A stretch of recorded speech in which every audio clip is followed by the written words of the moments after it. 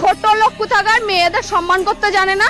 মেয়েদের জুতো দিয়ে মারি আমি, জানো তো? বোকা তো এখান থেকে ভোট যাবার যাও দাদা, কে এটা কে? এই তোর বাপ, আমি তোর বাপ। মেয়ে রয়েছে না, তোর নিজের বাড়িতে বাড়া মেয়ে রয়েছে বাড়া। তোর মেয়ের দিকে একবার নজর জানো, আমার মেয়েকে করে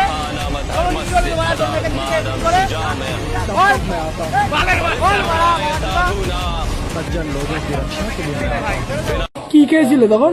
প্রচুর ড্রিঙ্ক করেছিল। আমি সুস্থ থাকলে এগুলো করতামই না। আপনি কি স্কুল মাস্টার? না, আপনি কিসের চাকরি করেন? Labour department. সরকারি চাকরি করেন? তো এরকমটা করলেন কেন? আমি জানি না কেন যে হয়ে গেল এগুলো, আমি নিজেও এখনো বুঝতে পারছি না কেন হলো এগুলো। আমার গাড়িটা আমার সঙ্গে থাকলে এগুলো হতো না, এই ভ্যানে যেই আমার অপরাধ হয়ে গেছে। আপনি তো পুলিশকেও এবং হলো প্রশাসনকেও তো কিস্তি গালাগালি মেরেছে। আমি কি করেছি স্যার আমার কিচ্ছু মনে নেই। মেয়েটিকেও অনেক বাজে বাজে কথা বলেছে। আমি কি করেছি আমি নিজেও জানি না। অনুপ বিশ্বাস।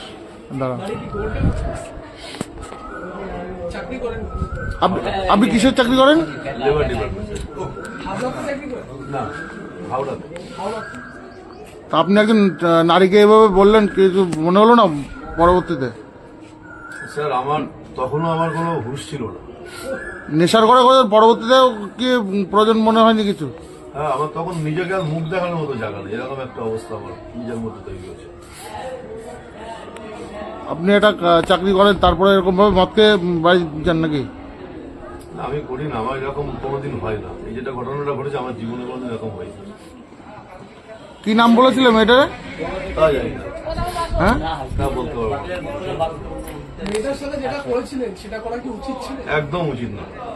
আমি যদি সুস্থ থাকতাম এগুলো করতে পারতাম না।